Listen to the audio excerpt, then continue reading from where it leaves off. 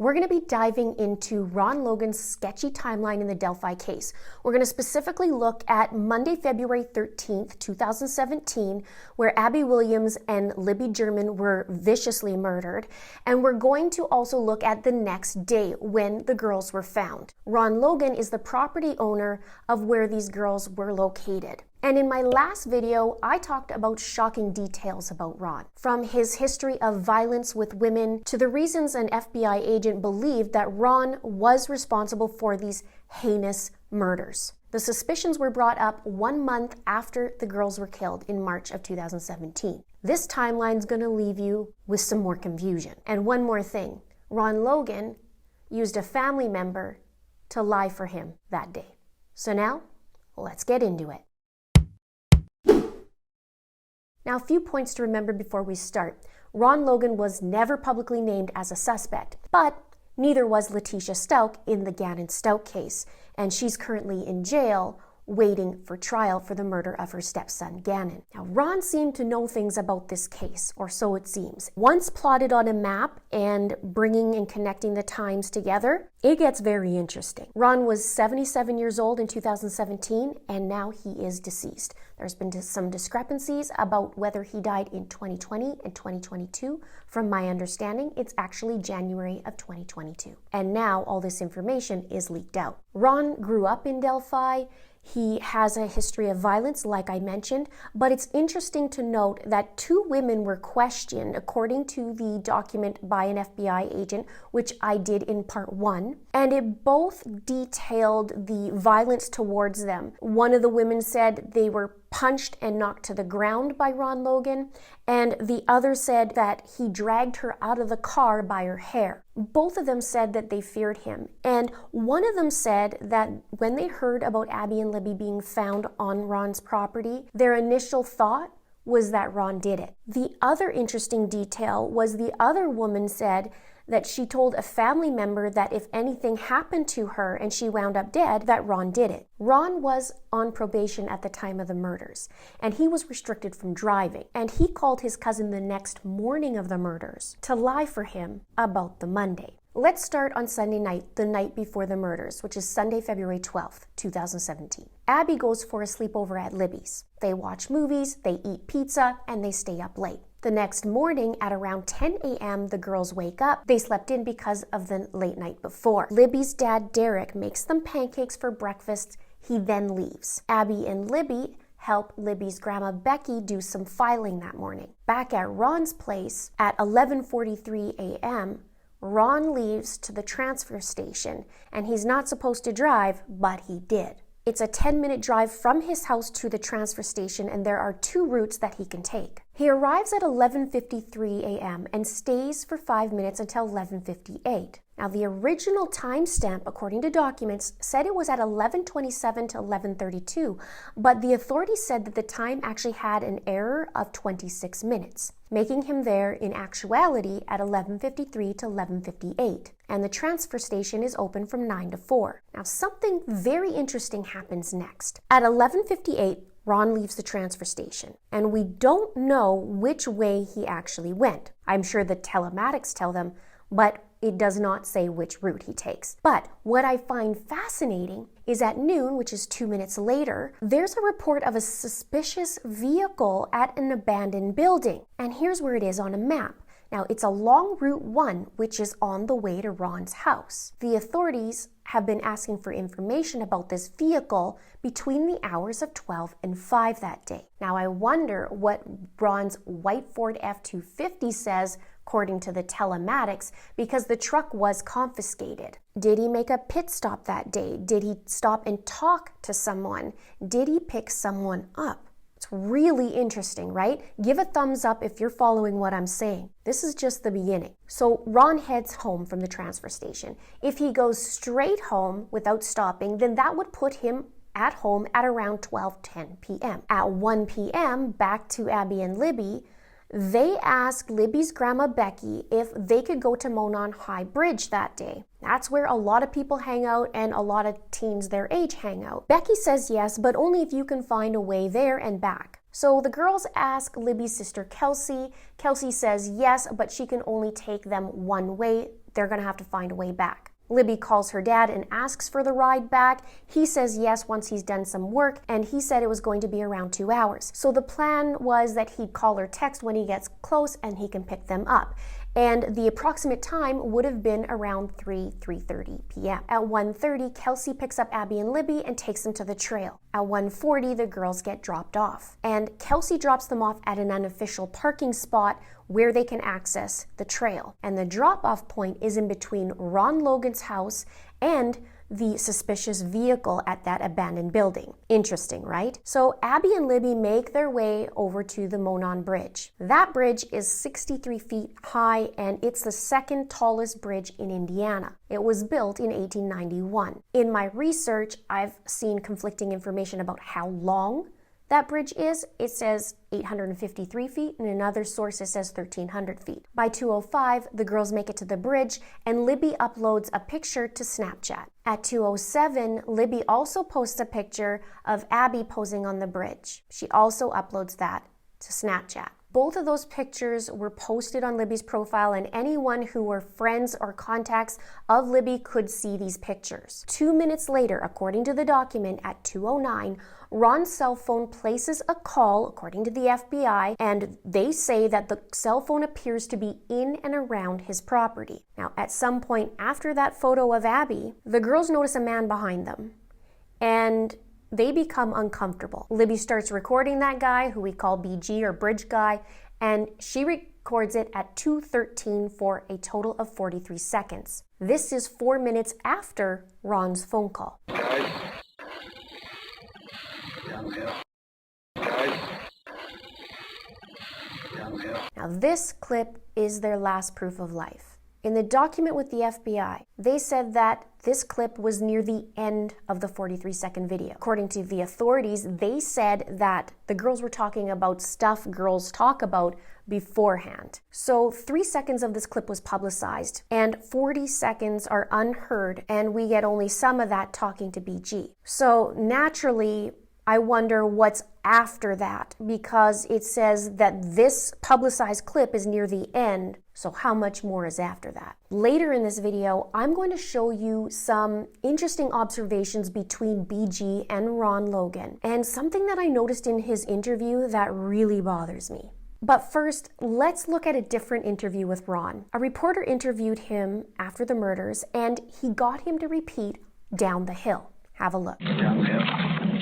Downhill. What do you hear on there? Nothing that I recognize at all. No one. I don't recognize the voice at all. Stephen asked Ron Logan to repeat those same chilling words. Listen. Down the hill. Downhill. Downhill. What do you think? Let me know in the comments. Now notice in this clip, his pitch goes up when he says "down the hill." He says it like a question mark, right? Down the hill. Down the hill, but BG's clip is "down the hill," obviously an instruction. Down the hill. Downhill. Downhill. So I wonder, was that deliberately done? Now, if we play devil's advocate, this could be something that he's totally innocent, it's not him, he just said, okay, I'll say it, down the hill. But on the flip side, if he is BG and he knows he said it and he knows how he said it, he could deliberately be saying it differently so that he doesn't get busted. You following what I'm saying? Say heck yeah or heck no in the comments below. Now, I do wish the reporter asked him to repeat it, only with that downwards inflection. Also, when I was comparing hill, because I've been doing clips with different people on that, let's just say. And in hill, it's more like there's almost like the person does have an accent. I would say down the hill, but it's like hill. There's a hill. That's how I see it. And Ron does the same. Check it out. Down the hill. Downhill. Downhill. Now back to that FBI document, they said in it about his voice, Logan's physical build is consistent with that of the male suspect videoed by LG on the Monon High Bridge. His voice was not inconsistent, which is a double negative, so his voice was consistent with that of the person in the video. I would agree with that. What do you think? So now BG directs the girls down the hill, and a longtime viewer of mine sent me a clip last year at the end of the bridge, and It shows where the girls would have had to go down. All right, so guys down the hill, it comes this way. What I found odd is that there is a weathered tarp here. I'm not sure how long it has been here, but yeah, I'll take you down the hill. Woo. As long as I don't fall. I tore up my coat pretty good on some thorny bushes. But yeah, down the hill would be this way. There are two paths. This one's etched out a little bit, which tells me that people have definitely come this way before. Plenty of times.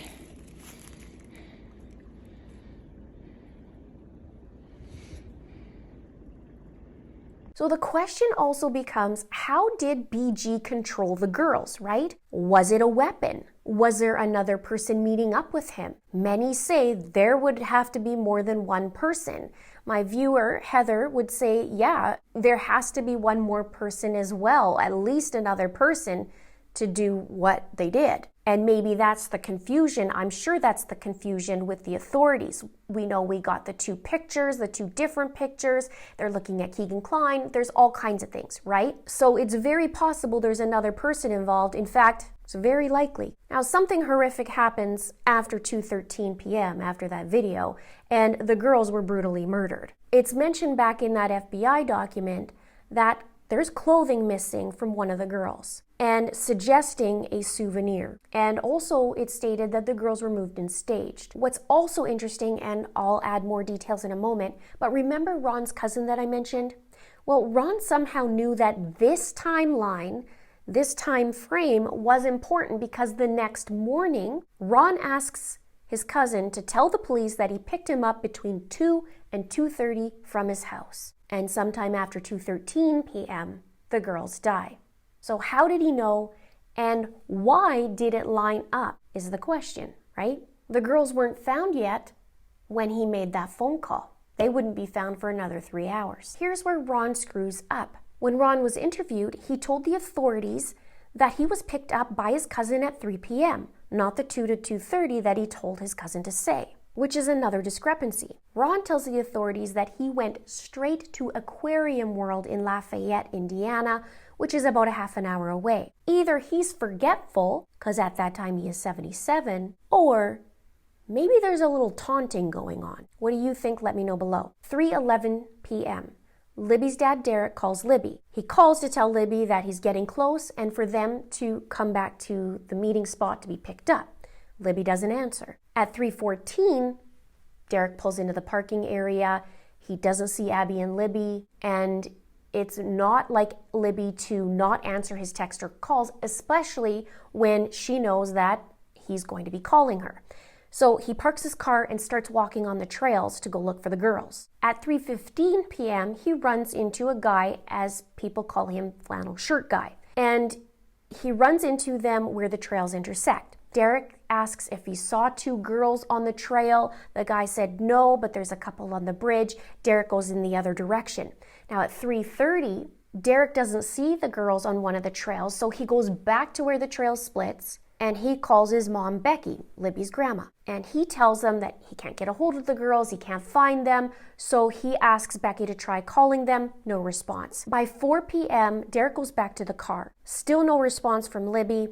Now worry sets in. Libby's grandma, grandpa, and aunt start the search, and they notify Kelsey, who comes to the search as well. They're trying to contact Abby's mom, but they're not able to get a hold of her yet. Now at 5 p.m., this is the time frame where it ends of that suspicious vehicle. Authorities were looking between 12 and 5. At 5:20, the family calls the cops and reports the girls missing. Now at 5:21, there's a receipt from the aquarium store called Aquarium World in Lafayette, Indiana. Now remember how Ron said that he went straight to Aquarium World from his home? Well, this receipt's at 5:21. So Ron said he went there straight at 3 o'clock. He told his cousin to say between 2 and 2:30. Now it's a half an hour drive from Ron's to the store. So if he left between 2:30, he'd get there somewhere around 2:45, give or take. If he left there at 3, he'd get there by 3:30, if what Ron says is true. Now, it was said that he was buying tropical fish there. If we take 521 from the receipt, right, he was at the store for anywhere from 2.5 to 3 hours. And in an interview clip, he said that night he was just messing around with his fish all night. Now, I wonder what total items were on that receipt, and I also wonder what time he actually got to the store. What do you think? 2.5 hours to 3 hours in the fish store? At 5:30, according to documents, this is the last ping from the girls on the phone. 5:30 is also when the authorities arrive. Now, between 5 and 5:30, Ron had asked his cousin to lie for him for that time and said he returned home from Aquarium World between 5 and 5:30. But that can't be right, obviously, because of the receipt, right? 521. If that was Ron, in fact, who purchased something from the store. It's a half an hour, so 521. Add a half an hour, we're at 5:50 p.m. Take a look at this clip where Ron talks about coming back. He claimed he had an alibi, buying tropical fish 20 miles away. I was not home during the time that all this was happening. I was in Lafayette. Yeah. And I didn't get home till approximately 6:30 in the evening, and then the neighbor stopped to ask for permission to look back here for the girls. So now he's saying 6:30 p.m., which is pushing the timeline out further. Another discrepancy. Now here's also where it gets interesting. Ron has never asked his cousin to lie before, but that day he asked for him to lie between 2 and 2:30 when the girls got killed, and 5 and 5:30 when the cops showed up. And he never asked his cousin to lie about the transfer station. Something to think about. In the FBI document, it states, Logan said he was picked up around 3 p.m. and taken straight to the aquarium store in Lafayette. Logan said after he was done at the aquarium store, he was driven straight home. These statements were found to be factually false and intentionally designed to deceive law enforcement officers. Now at 5:30, there's a lot going on. The cops arrive. It's the last successful ping of Libby's phone. And 12 and 5 is also interesting because 12 is when Ron came from the transfer station, also the abandoned vehicle, and 5 o'clock was that time frame when that vehicle left. By 6 p.m., there's a massive search that begins. And 6:30 is the new time that Ron said he came home. He also said that there was a neighbor that stopped by and asked him about the girls. 2 hours into the search, at 7:56 p.m., Ron's phone sent a text. And in that FBI document, it stated, initial exam of this analysis indicates Logan's phone was likely outside of his residence and in the proximity of where LG and AW's bodies were located. At 10:16 p.m., another 2 hours later, Ron's phone receives a text.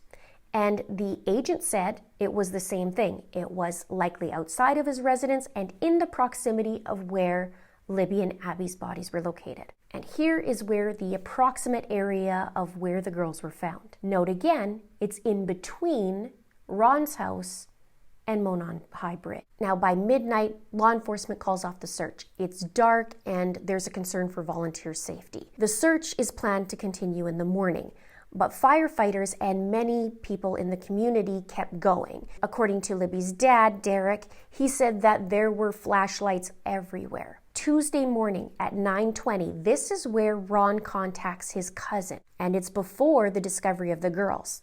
In the FBI document, it states, based on investigators' experience, it is reasonable to believe that the creation of an alibi prior to the discovery of a crime indicates culpability or knowledge of the crime. So what does Ron know? At 12:17 p.m., Abby and Libby were found deceased on Ron's property. It was said footprints led them to the bodies, and they were 1,400 feet from Ron's house. A volunteer searcher found them, and it was said that they were lying in grass in the woods, about 50 feet from the nearby creek. Libby's grandma Becky said he saw something. He could not figure out what it was. There were 2 deer standing up there, but as he looked up to see what that was, that is when he saw them.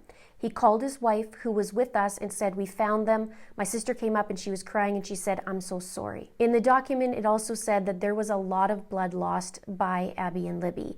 And it said also that it was nearly certain the perpetrator of the crime would have gotten blood on his person or clothing. In the document, it also states they were found dead with wounds caused by a blank weapon. It was redacted. It also says Ron Logan owns farmland and cares for large farm animals. So I had wondered in my last video if they were alluding to this weapon that could have been used.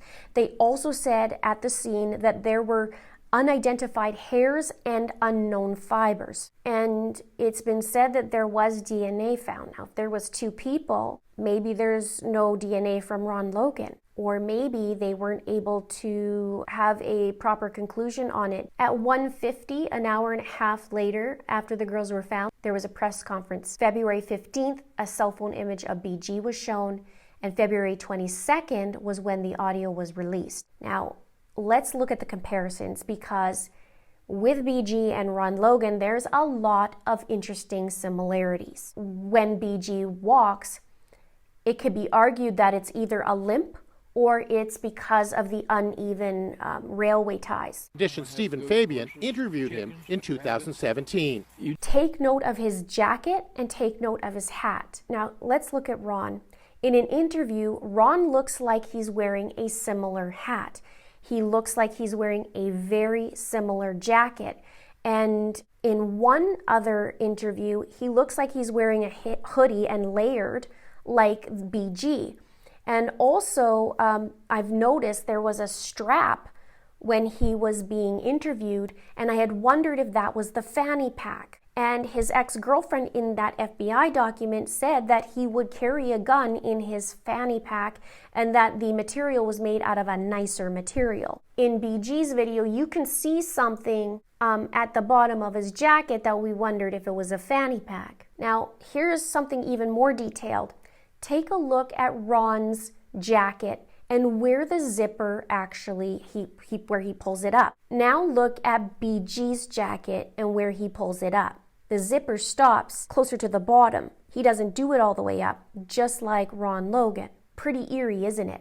Let me know, put heck yeah or heck no below. Here's what Ron had to say about BG. The picture is of such poor quality, it doesn't look like anyone I've ever seen. And when I saw other interviews, you could see him easily walk down the hill talking on his phone. He's used to this. He's been there all his life. I think he's lived on that property for something like 53 years or something like that. That's a long time, and he's very, very familiar, and it looks like he walks it often. But there's another point in the interview that really, really bothers me. He talks about the area being hard to get to. I'll give you the clip first. Who would have thought they'd let their children out to do something special that day, take a trip down, and it turn out a disaster like this? The area that they were in is very hard to get to. I mean, you can't get there unless you walk there. I mean, so somebody would be walking with them or something. Somebody would be walking with them or something. At the end of the clip, he says, somebody would be walking with them or something. Look how he says it, I'll play it again,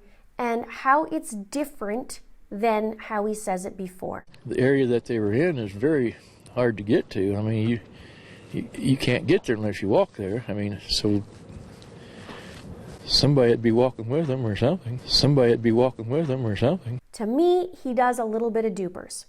It's something there that he was having a normal conversation in his interview, and then right at that spot he says, oh, somebody walking with him or something.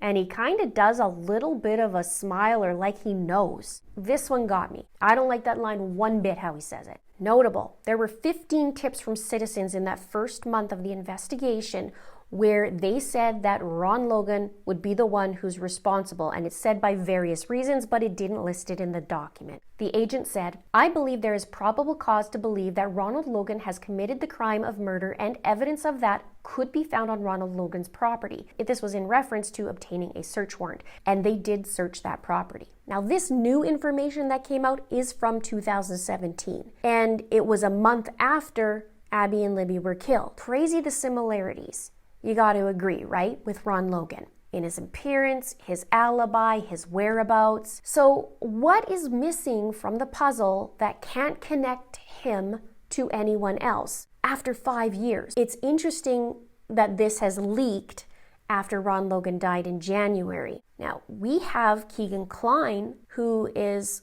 also a very sketchy character, and he's in jail right now on pornography charges, 30 charges, and he actually admitted that he talked to Libby the day of the murder, but he emphatically said that he did not meet up with her. So we can't ignore that as well. But I do question, were the girls lured there that day? We know that Keegan Kline had a fake profile called Anthony Shots, right? Which that's how he contacted his victims. The bigger question I'd like to know, did Ron Logan know Keegan Kline? And if so, how? Do you know that answer? Let me know in the comments below, or you can email me at itsacrimeandashame@gmail.com. I also want to know, did Ron have someone with him that day? Was Ron taunting the media with knowledge? Because there seems to be a little taunting here. If he knew about the times but was changing it with the officers just to screw with them a little bit. I have a video I did on Robert Leeming. He's a Canadian who's a lot like Chris Watts, and he actually put bacon strategically around to screw around with the cops. So I'm wondering here if this was something that he did, and he even taunted the media with that knowledge. I also want to know, did he help in that search? And if the girls were moved, how did he move them? And how many were involved? If it was Ron Logan. Don't let that age fool you. He's 77, but he can walk that hill no problem. He just may have needed more hands on deck. His timelines that he wanted were very, very, very important time frames, and he seemed to know it before anybody else. Coincidence? I don't know. Let me know your thoughts. If you missed part 1, you can check it out here, and you can check out my video on Keegan Kline right here. Thank you so much for watching. We'll see you soon.